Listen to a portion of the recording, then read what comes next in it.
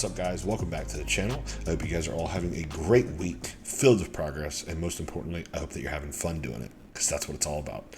But anyways, I've got a Q&A episode for you guys today. I think we've got some really good questions. Filming this, it is November the 22nd, the Saturday before Thanksgiving. So a lot of the questions I got were based around cheat meals, dieting around the holidays, off season around the holidays, stuff like that. So I'm going to try to kind of lump it all into one question. And yeah, let's get into it. So, how should a bodybuilder who is disciplined, dedicated, and committed to making the most progress possible eat during the holiday season? Okay, so we can come at this from a few different angles. First, I'm going to kind of just explain to you guys what I've done in the past and what I'm going to do this year.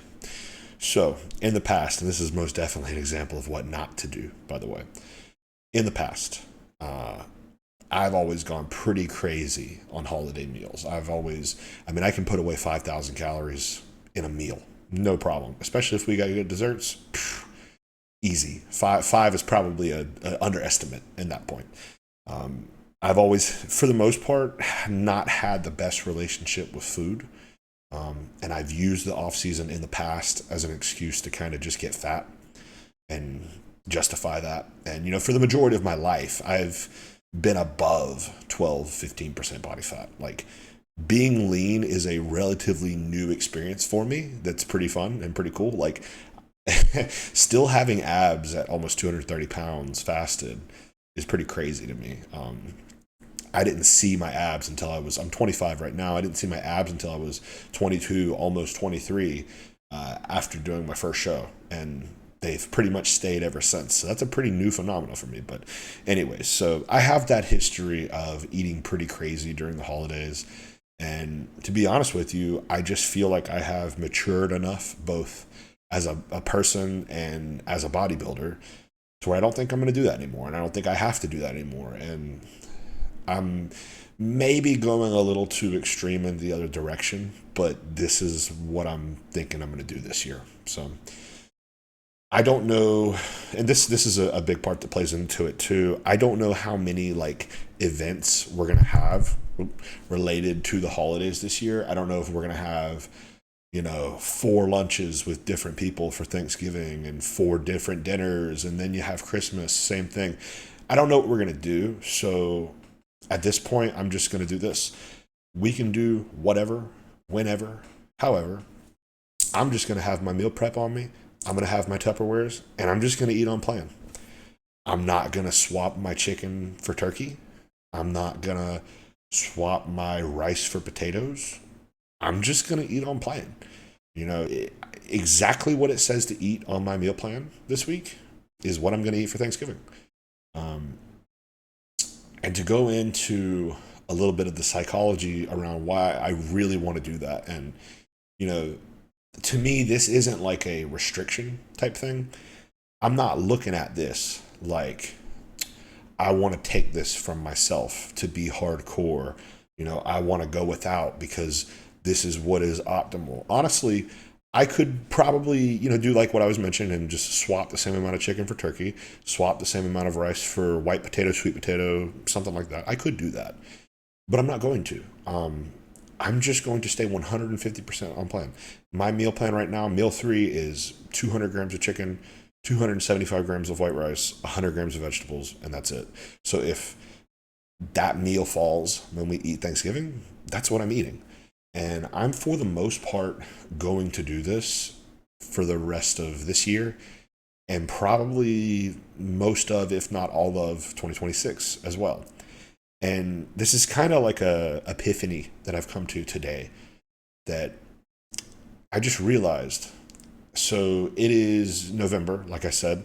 I started contest prep. It was definitely after Christmas of 2024. Probably, actually, you know what? I think it was New Year's Day. I think I started prep on New Year's Day, something like that. But so I've basically been in prep for the most part from that start date to the end of my show, which was May 24th of 25, to now. And honestly, And what I mean by still being in contest prep, like just eating exactly on plan, not doing cheat meals. Like most of my cheat meals that I've taken during this off season, my coaches straight up told me to take them, other than the cruise period, which is again what I'm going to repeat. So I'm just going to continue to stay 100% on plan.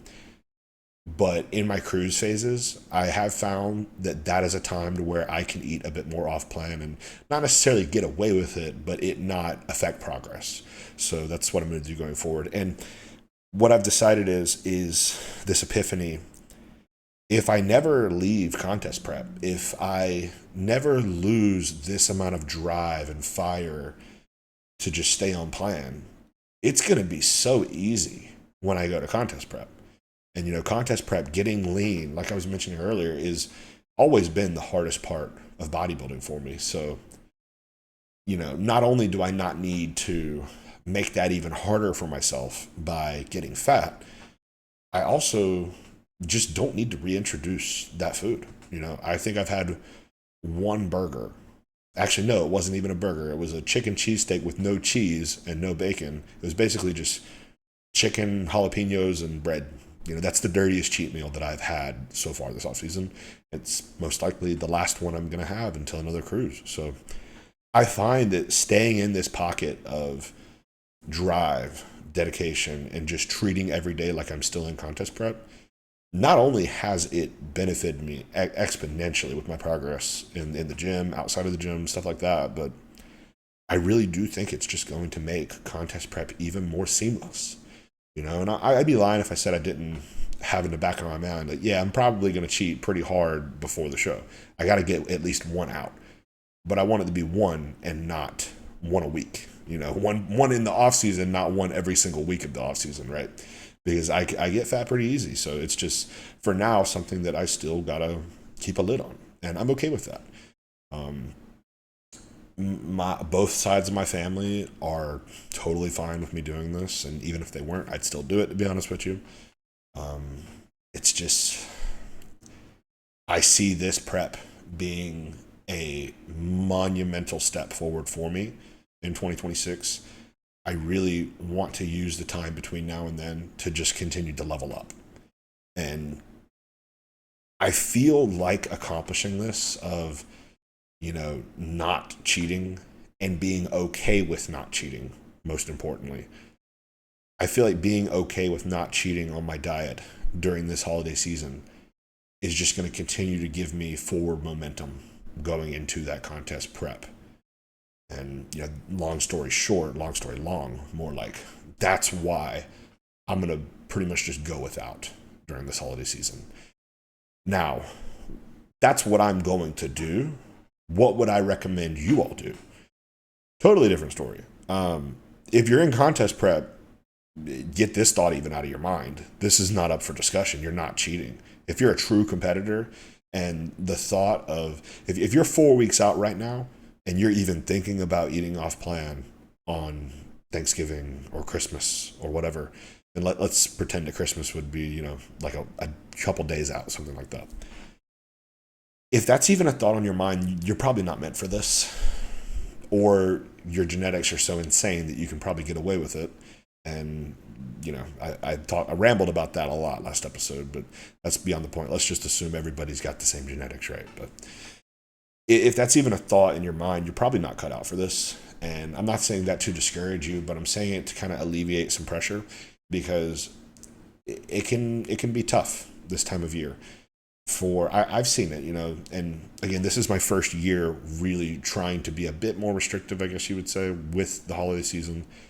But I've seen a lot of people where they're in a contest prep or they're in a diet during the holiday times and it breaks them. Now, if it's going to give you that much mental anguish to not eat 2 meals out of a year, Thanksgiving dinner and Christmas dinner, something like that, then your relationship with food is not that of a professional bodybuilder. And I'm not an IFBB pro, but I want to conduct myself as though I am a professional, because this is what I want to do with my life. This is my passion. To me, the progress that I know I can make from going without these meals, and I'm in an off season, mind you, is greater than the joy that I would get from eating that food. that joy of eating this or that during Christmas or Thanksgiving is very temporary. I would say it's one day, twice, but it's really a couple of hours, if even that. I'm going to trade that moment for, that moment of eating bad. I'm going to trade the pleasure that I would get from that for the pleasure that I would get from bringing my best ever to the stage. And yeah, so if you're in an off season, I think that we can have a bit of a conversation about this. But in contest prep, it's not even up for discussion. I would highly recommend you just take an entirely different viewpoint on how you look at food if you're a couple weeks out, or even in a prep at all, and you're even thinking about eating off plan during the holidays. This isn't your number one priority, so you probably shouldn't be prepping at the very least. But if you're in an off season, how to approach this? Again, I gave my approach. I would consider my approach pretty restrictive, pretty extreme, but that's how I do most things. So you have a couple options. You have that option on this end of the spectrum. You have where I am, and I'm doing things pretty hardcore. And in the other end of the spectrum, you have what I used to do, which was hardcore in the other direction. And then you have the good spot for most things in life, somewhere in the middle. I would say do what makes you feel accomplished. Do what, and more importantly than feeling accomplished, do what will not hurt you, both mentally and physically. If you're going to eat so crazy that you're going to make yourself sick, don't do that to yourself. Have a small meal, maybe have your regular meal on plan, and then have a slice of dessert with it, something like that. Overall, is one day going to make or break you in the off season? For 90% of you, I don't think it's going to. For 90% of people, I think they can eat pretty much whatever on Thanksgiving or Christmas, or both. And it's probably not going to hurt your progress that much. So just do what you think is right, is what I would say. Now, what nobody should think is right is turning Christmas dinner, Thanksgiving dinner into, oh, well, you see, we're cooking stuff a couple of days before Thanksgiving, so I'm going to kind of snack on stuff while we're doing that. And then I'm going to eat, something for breakfast, and then something for lunch, and then we'll have Thanksgiving dinner. And then, we have leftovers, so I'm going to continue to snack on those for a couple of days. And, it's 7 days before Christmas and we're Christmas shopping. I'm going to go eat some gingerbread cookies while we're in the mall because they have a stand with gingerbread cookies. Like, you can't do all that. That's obviously not okay. And that's even more extreme than what I would do in the past, I guess. But you just have to, I'm going to summarize it like this. Don't be a dick. Don't eat like an asshole. Just eat like a human being. Control yourself. If you are going to eat off plan, don't eat so hard off plan that you ruin weeks or months of progress. And I think that is most likely going to come down to stringing along days of this. It's not going to be, for most of you, just that 1 or 2 days where you have the actual holiday. So be responsible, be an adult. We are bodybuilders. We are people who want to get bigger, want to get leaner, etc. We don't snack. We don't eat candy and all these things all day that the average American does because we want to be different. If you want to, the typical American puts on like 10 pounds after the holiday season. And obviously that's all fat because most Americans aren't actually working out to begin with. If you don't want to have that typical response of putting on at least 10 pounds of fat, don't do what everyone else does. Light your own path, do your own thing, but more importantly, do what is right for you. If you're someone who it's going to mentally mess with you to miss these meals, don't miss them. Have them, but have them within reason. That would be where I would leave that. So, and then a follow-up question to that topic is, I'm trying to think how you would word this. The person gave a very, very long question. So basically what it is real food versus protein food. And I asked to follow up on this and what does protein food mean? What do you mean by that? They mean you go into a GNC and you'll see these protein Pop-Tarts, protein cookies. I just call it junk food. It's just junk food. It really is. Most of this stuff has a good deal of sugar in it anyways. It's practically a candy bar. So basically the question is real food versus, I would call it fake food. Real food versus fake food. So obviously, real food is always best. I love whey protein. I do.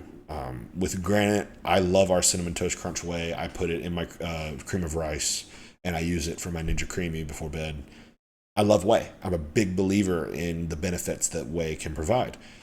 But there's a timing to this, and there's a sense of not abusing it, is what I would want to convey. What I do currently, and I've done this approach for the majority of the time that I've considered myself a bodybuilder, I would say. I typically have 2 to 3 whey meals a day. And my usual intake, I've been as high as 7, 8, 9 meals a day. Currently, I'm 6 meals a day on a rest day and 7 meals a day on a training day. And then an intra shake as well, but that's just cluster dextrin, so I don't typically count that as an actual meal. I count it towards my carbs. I don't count it as a meal. It's a weird thing I have, but yeah.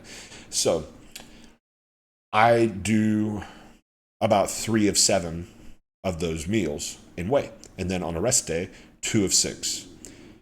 I would be okay with doing less than that. I don't think I would be super okay with doing more than that. I think, generally speaking, your diet should always be at least 60% real food in terms of the protein source, because all of those carbs are real except for the cluster dextrin. That's a bit more processed and refined. But I think, yeah, almost all of my carbs come from rice, fruit, vegetables, stuff like that. Actually, I'd say, yeah, 95% of my carbs are real food.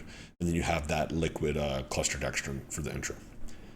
So I've done less than that. I've done more than that. I've done 6 meals with 4 shakes, 4 whey protein meals. I just don't think that is conducive to the best growth. And there's a reason why I'm talking about this, I promise. But whey protein is awesome around the workout because, especially in my situation, so the way I have my schedule set up is I train after meal 1. I wake up around 7:30 some days. It just depends. I'm normally done with my cardio or my fasted walk or whatever I have for the day. I'm normally done with that by, let's say, 9:30. I'm eating, and then I'm heading to the gym. I'm training by 10:30, something like that. So with the fast digestion and fast absorption of whey protein, I find that to be the best source of fuel for me pre-workout because I'm in a fasted state before that initial pre-workout meal. So and there's no fats in that meal whatsoever, so it's all on you super quick. And then the same goes for post-workout. If you train fairly hard, you're going to be burning through glycogen. You're going to be depleting your fuel stores, basically. And for the same reason that I like it in a fasted state is the same reason that I like it in a post-workout state. Because we have depleted glycogen. We are, beat to hell. We need some immediate recovery. We need some immediate fuel. So whey protein. And then a really awesome thing that I like to do too is take advantage of how fast that whey digests. And, typically you want to space your meals out 2 to 3 hours apart, right?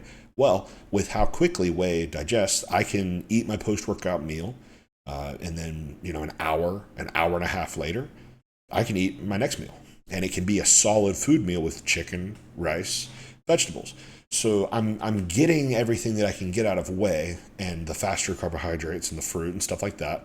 And then, very, very shortly after, I'm eating a real food meal. So I'm kind of getting the best of both worlds by doing that, I feel at least. So whey being that quickly digesting, I would not want to eat my post-workout meal and then do another whey meal and then wait, let's say 3 hours to do another meal, whether it be whey or solid food example. I'm most likely going to have my blood sugar crashed if I do that. And I'm also going to spike my blood sugar way harder for no reason. I don't want to spike my blood sugar into the 200s, not around the workout window. I want to keep that type of thing to around the workout window, if at all. Um, if you are eating whey all day, man, I mean, I just don't see the speed of absorption being beneficial in that case. Like, you want something to sit on your stomach all day, right? Now, I explained why I like whey around the workout, but for the same reason that I like it around the workout, I don't like it not around the workout. Um, we want to have as much muscle protein synthesis as possible. We want to have as much nutrients in our blood at all times that we can, and real food is going to do that more effectively than whey. Um, think about this. I believe this is an example I got from Justin Harris listening to some of his content. Um, Granite Nutrition is also what he goes by. Um, Basically, if you guys have ever had an experience where you got food poisoning, or basically you threw up for whatever reason, um, look into the toilet bowl afterwards, and you're probably going to see some steak if you had a steak 2-3 days before, right? You're not going to see whey protein. Basically, we just want something sitting on our stomach, having muscle protein synthesis, mTOR, all these different growth mechanisms and triggers on all day, every day.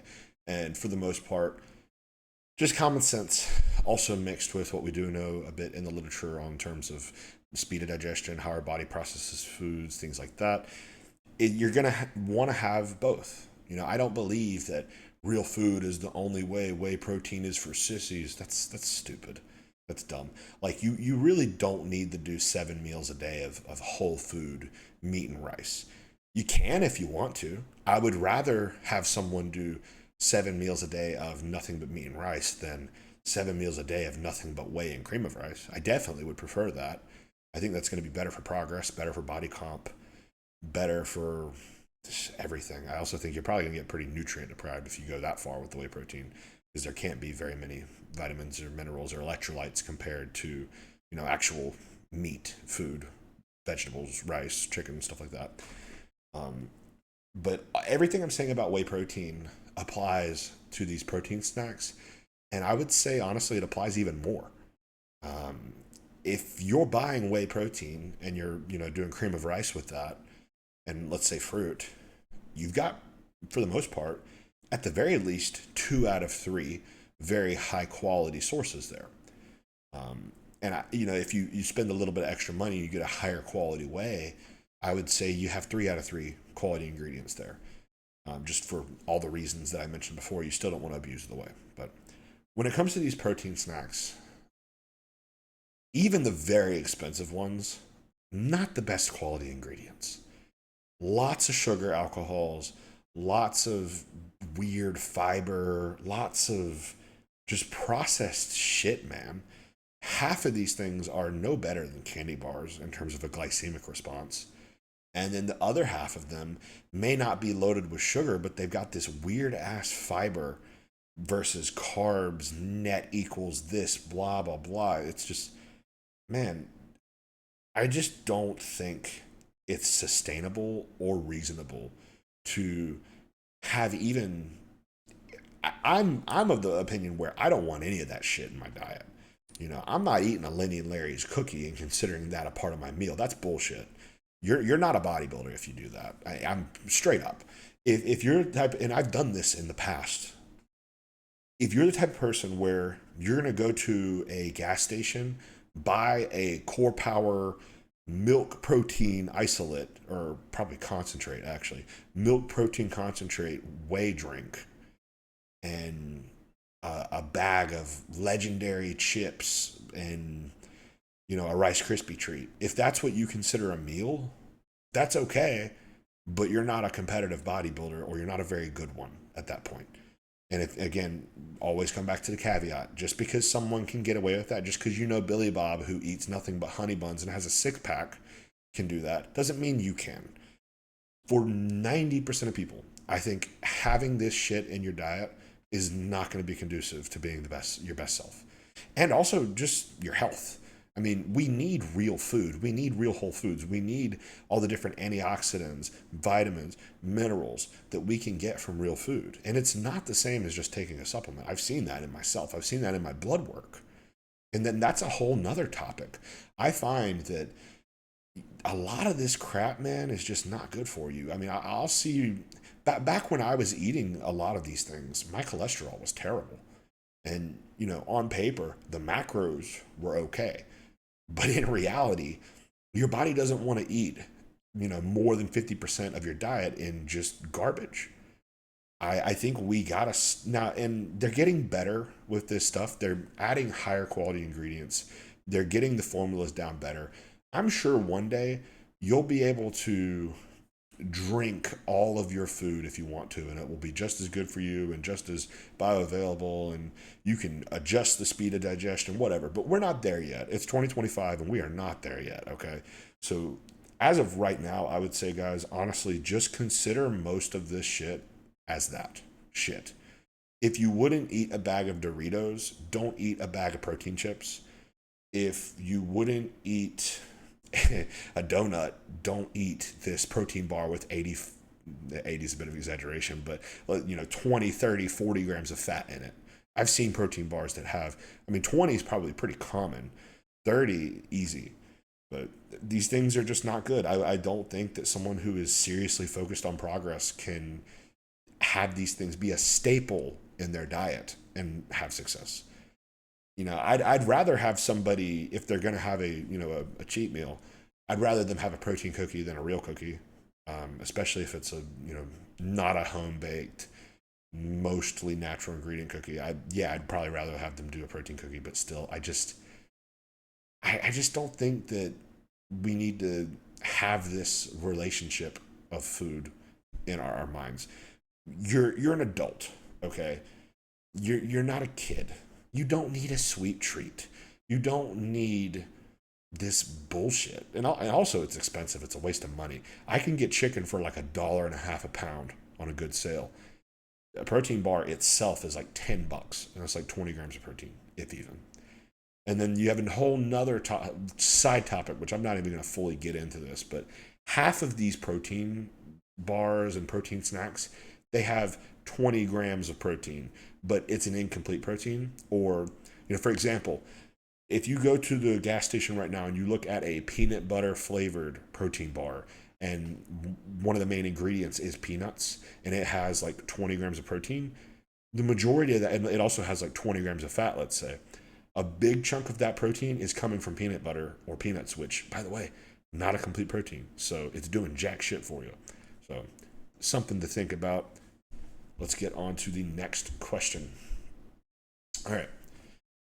This actually kind of has a bit of a segue from what we're talking about. So the next question is basically just overall blood sugar management in an off season. Blood sugar management. Well, there's a lot of different ways that we can look at this. So I'm going to kind of explain my history, how I've combated this, basically. So I'm someone who has always been fat for the majority of my life. It's the first time in my life I've been able to stay consistently pretty lean. And looking back at it, one of the reasons for that is in the past, I had no eye on my blood sugar. I would just let it run. Who knows how high it was, but when I would check it, it would be in the 110s, 120s, deep into an off season. This is years ago, by the way, but I wasn't checking postprandials. I would maybe get my A1C checked like once a year, and it was always like slightly high, but nothing crazy. But yeah, for me, that's always just been something that I've had to keep a bit of an eye on going since I matured. And I can tell you, especially even with my diet being super clean right now, I can tell you, especially when you are pushing growth, you got to keep an eye on your blood sugar. You can very, very easily get a hyperinsulin response from growth. So if you're going to be taking growth, it is, in my opinion, a non-negotiable that you should check your fasted blood sugar at least 2 or 3 times a week, and then you should probably check your postprandials at least once or twice a week. So what does that mean? It means waking up first thing in the morning. Drink. I like to do about 64 ounces, about a half gallon. Drink a half gallon pretty much as quick as you can. Set a timer for 10, 15 minutes. Walk around the house, do some stuff, and then check your blood sugar. That's going to be your fasted number. Postprandial number, what does that mean? Well, it's going to be after meals. I would basically just check it before I'm going to go to eat again. So, for example, like I was saying about the meal timing earlier, my post workout meal, I'm going to eat about an hour after that. But one of the reasons that I can eat an hour after that is because with the whey protein, cream of rice, honey, pineapple, banana, all that stuff that's in my diet, my blood sugar is going to jack way up. And then it's going to also come down super quick because there's no fats in that meal. So by about an hour, normally my blood sugar is going to be down to 90 or lower. With a whole food meal, it's going to take a bit longer because, like I said, it's slower digestion. But in this case, that's a good thing, and that's what we want. So in that case, yeah, I'm going to wait between 2 to 3 hours to eat. So I'm going to typically check my postprandials about 2 hours after the last meal. But maybe with that post-workout meal, I can check it a bit earlier. So generally, basically, it's about 2 hours after meals is what most people consider postprandials. When you're wearing the CGM, like I am, you can look at a snapshot from 30 minutes before a meal, 30 minutes after a meal, 3 hours after a meal, stuff like that. So that makes it a bit easier. And that goes into what I am kind of getting at here is I really think if you are someone who struggles with blood sugar control, at least doing one round, which is 2 weeks of a CGM, would be really enlightening for you. It has been for me. It's been really cool to see and track some of this data and just see how my body responds to it. So last week, I've been wearing it so far for 3 weeks. I did one round, which was 2 weeks. The biosensor degraded or expired, or whatever you want to call it. And then I slapped on this new one here last Saturday, or maybe it was last Sunday, regardless. And the first 2 weeks that I had that biosensor on, I would say my blood sugar was exceptionally good. I was seeing 60, 70, 50 an hour, 2 after, sometimes 3 hours after meals, which is a phenomenal state to be in. That's almost too low. I would say for most people that is too low. But then, kind of out of nowhere, I would say, pretty much I want to say, so it's the 22nd. I want to say, which is a Saturday. I want to say the Monday or Tuesday. I don't remember when I texted Coach Perch about it. It was either Monday or Tuesday. But basically, from that Saturday or Sunday when I applied it, rolling over into Monday and Tuesday, I went from seeing spikes of like, I'm not seeing higher than 140 right after a meal. From that, it transitioned to I was seeing 180. I think I saw 190 a couple of times, like an hour, hour and a half, 2 hours after meals. It would be 150, 140. And that's not horrible, but that's not where I need to be. Because I'm someone in the past who blood sugar has creeped up on me. I didn't want it to do this time, so I shot my coach, Joe Percher, a text about it. I was like, hey, man, I'm seeing these trends, which are kind of out of nowhere. What should we do about it? And he's like, okay. And then, by the way, that day, my fasted blood glucose was like 121, which was crazy. And that day before was a rest day where I have less food.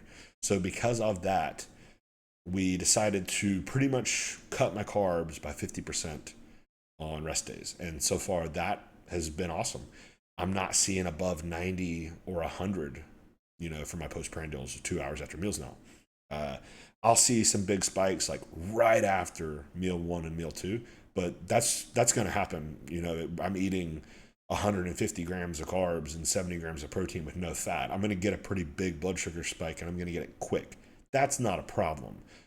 But and another cool thing with the CGM is it gives you a daily average of what your glucose is. So obviously, if you're sitting in between 90 and 110 for the most of the day, your average blood sugar is probably going to be like 105, something like that. Well, my average blood sugar that first 2 week course of the CGM was, I want to say I maybe had like one day where my average blood sugar was like 100 exactly, or like 101.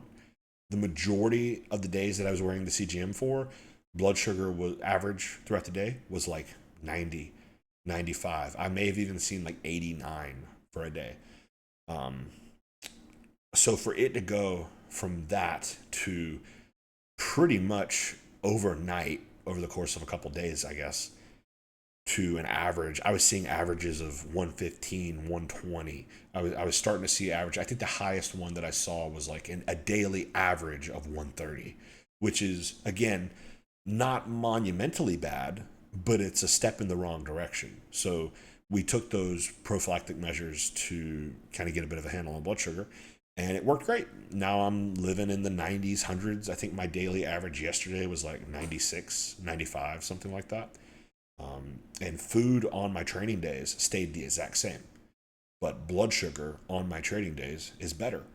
So you sometimes you do have to look at blood sugar as kind of like a weekly thing, or every 3 days type thing. Um, but thankfully, this was a pretty quick response to that. And without this CGM, it would have been very unlikely that I would be able to catch this quickly, at least.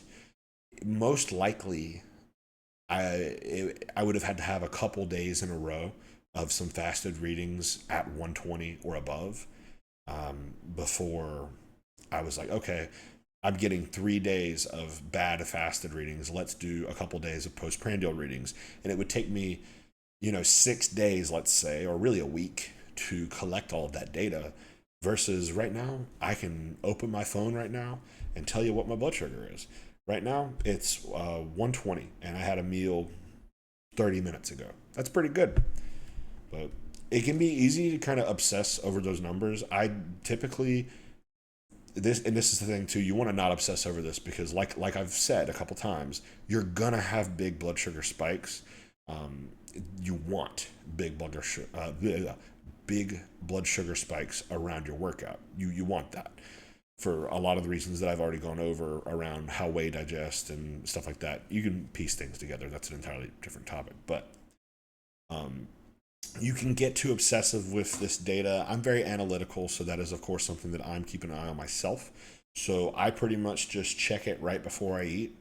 I check it kind of the whole day before I go to bed, and that's it. Maybe like when I'm doing my fasted walk, I'll look at like how my blood sugar was while I was asleep, something like that. But overall, I'm looking at it maybe like twice a day, 3 times a day. You can't be looking at it all day. That's just, there's no reason to do that. And it's collecting data in the background, so you can just let it do its thing, check it later. Now, of course, if you have a crazy blood sugar spike like out of nowhere, then yeah, that could be time to activate. But most of us who are doing this are not diabetics, so that's most likely not going to be an issue.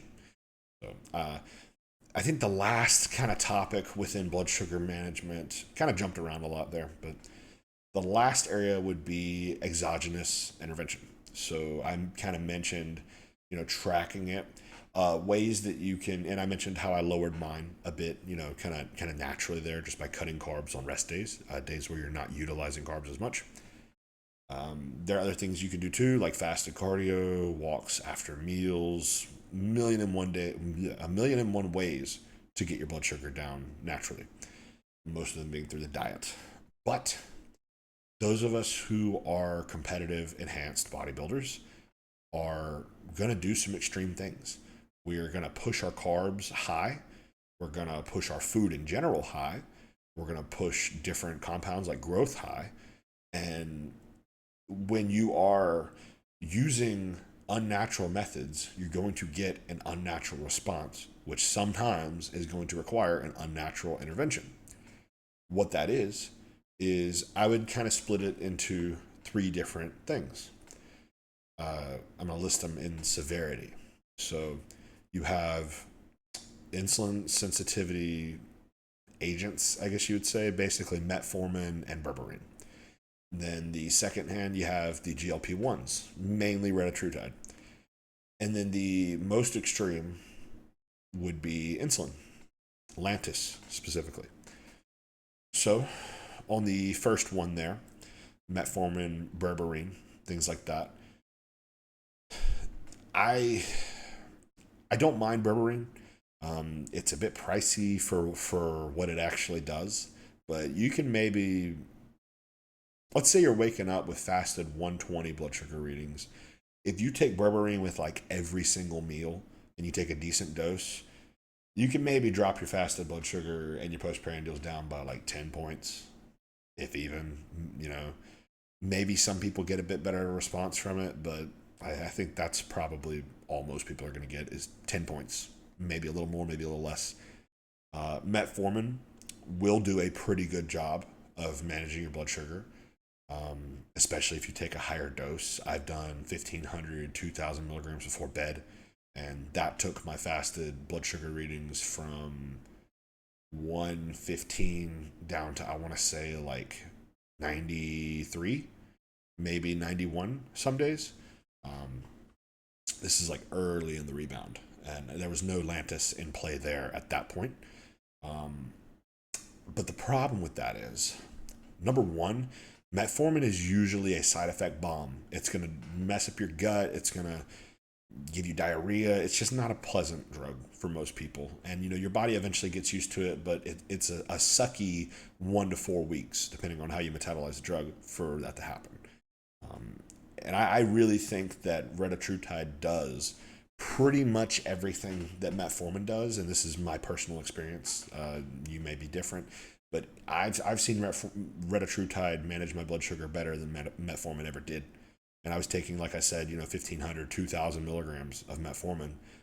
Taking 1 milligram a week of retatrutide completely dismissed my need for metformin. So that would be the first step, I think, if you're looking for a natural intervention into blood sugar management. Retatrutide specifically. And different people react different ways. Some of you may not get that great of a response from it, but I think a lot of you would. And then the final point there would be Lantus. And first of all, well, I guess insulin would be the main point here, but Lantus versus faster insulin, long insulin versus short insulin, why to choose and which one to choose. So overall, I just think I've come to the opinion over about the past year or so, based on experience in myself and also what I've seen in others. I just don't think Humalog, fast insulin in general, is all that great for muscle growth. And more importantly, I don't think it's all that great for managing blood sugar. And I've come to this opinion that insulin, it is definitely anabolic. It definitely does help you grow, but it's not the primary reason that we should use it. The primary reason that we should use insulin should be as a blood sugar management tool and as a side effect management tool. Basically, if you're using a bunch of growth, that's really when you're probably going to need Lantus. Or if you're pushing a bunch of food, that's when you're going to need Lantus. Humalog can do basically the same thing, but you're talking about needing to do Humalog with every meal or every other meal versus just taking 1 to 2 shots of Lantus a day. I think for the sake of easier use, and also for just practicality, and we also see with Lantus there seems to be a better reaction to IGF-1, and generally speaking, most big guys will tell you Lantus makes you grow. Humalog, I just think it's too short acting. It's too, I'm trying to think of a way to say this that doesn't sound dumb. It's too spiky. It's too unpredictable. It can be too strong at times. I just think most people are better off doing Lantus. I love Lantus. Lantus is great. I don't go hypo when I use it, regardless of the amount. I've used a lot in the past. I've used a little recently. It's great. Pumps are stupid. The benefit it has on your blood sugar is great. I think there's very little reason to, if you have to pick one, I think there's very little reason to use Humalog. If you pick two, then yeah, you can throw in some Humalog on top of the Lantus. Maybe, let's say you have around your workout 200-gram carb meals. Yeah, throw in some Humalog around those meals. But the majority of your blood sugar management is going to come from that Lantus, not from Humalog. That's how I see it. So, And overall, just staying lean in your off season is obviously going to help keep better blood sugar. But sometimes they can kind of play around with each other. Like, you know, you have blood sugar and you have, staying lean. Sometimes they kind of connect, right? Like managing your blood sugar better may help you stay leaner and vice versa. So, all right, last question here. Let's see. All right, last question here is from I'm gonna pull up his name because the chance that I actually pronounce his name right is very low because I'm a stupid person sometimes. All right. Okay. All right. I'm gonna try to pronounce this. So this is a fellow client of Coach Perch. His name is Brad Farugia. I don't know, but yeah, I'm sorry if I just butchered your last name, brother. I I have a kind of complicated first name to say, so I get that happens all the time. But regardless, Brad, great dude. Just did his first show and his second show recently, killed it. Guy's on a great path. If I can look half as good on stage as you did, bro, I'm gonna be very happy. But regardless, so his question is: exercises or machines that you could train on for the rest of your career without getting burned out. Okay. So, how do I tackle this question? Exercises or machines that would not burn me out? Honestly, I'm just kind of someone who I don't really get tired of things. I don't really get burnt out on things. Um, in the past, I would be a exercise and program hopper, I guess you could call it. But that wasn't because I would get burned out or get bored. It's just because I was in my head too much. I wanted to always find new things that I thought were going to make me grow. When in reality, the best way to grow is just keep doing. If what you're doing is working, just keep doing what you're doing and stick to it. So I'm not really someone who gets burnt out on machines.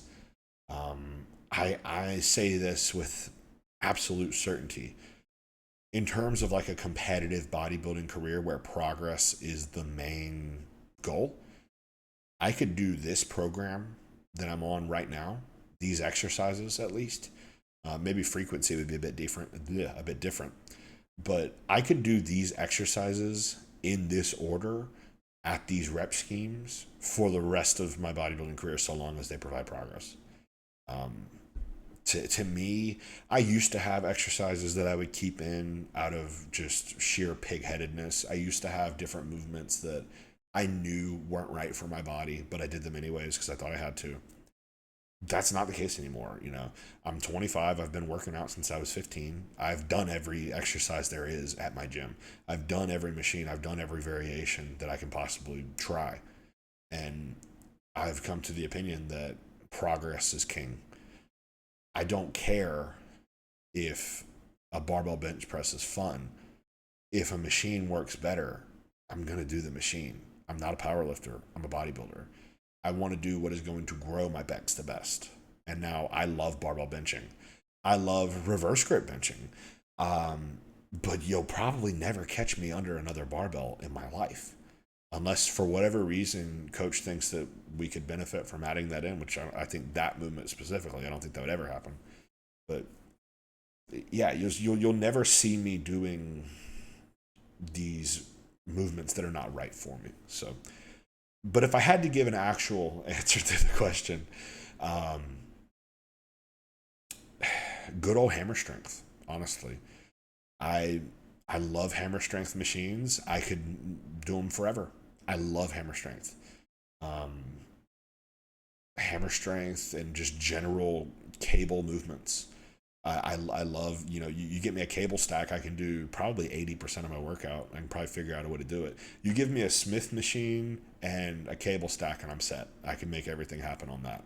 Is that the best? No, but I don't do that. I'm talking hypothetical here.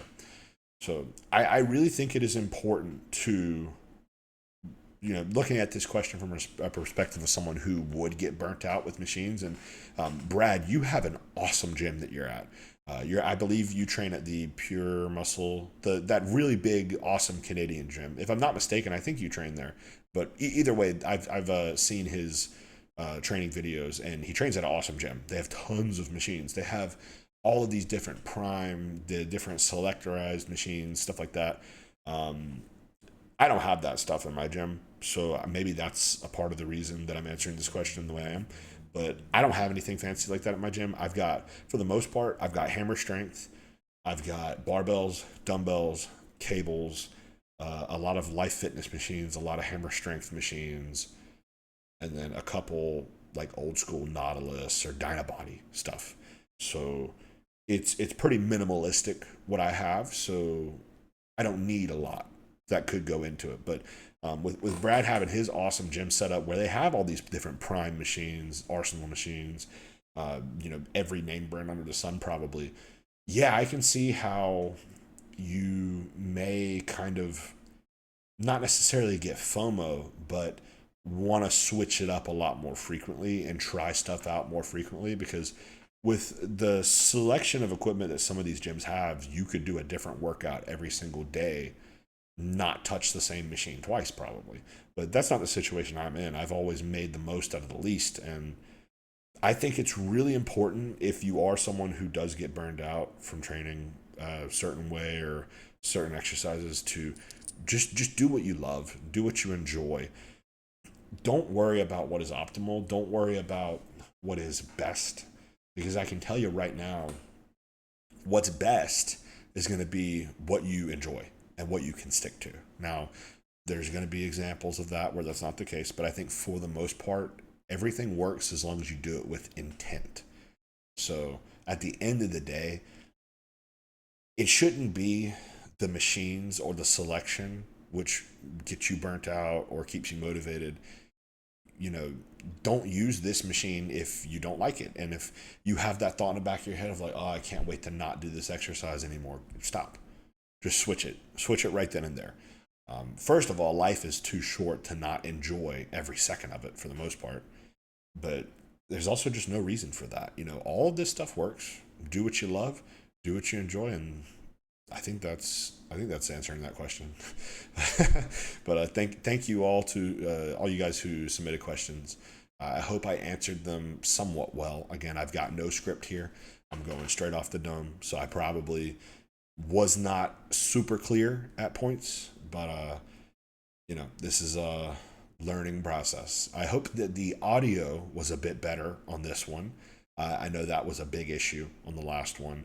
Got my microphone a bit closer to me, tweaked some settings. So I'm hoping that you all are at the very least enjoying see me improve at making this content, because I know it's been rough at times, but I genuinely appreciate all of you who are watching. If you made it this far into the video, you are the GOAT. I appreciate you. Leave a comment if you made it to the last 5 minutes here. But yeah, I appreciate you guys. It's been really cool doing these videos, and it's been really fun. It's given me, it's continued to allow me to think about different things that I wouldn't think about regularly. And I truly am appreciative to all you who watch these and like and comment, subscribe, all that stuff. But yeah, I'm just gonna keep rambling, so I'm gonna cut the video here. Thank you guys all for watching. Please like, comment, subscribe. I'll see you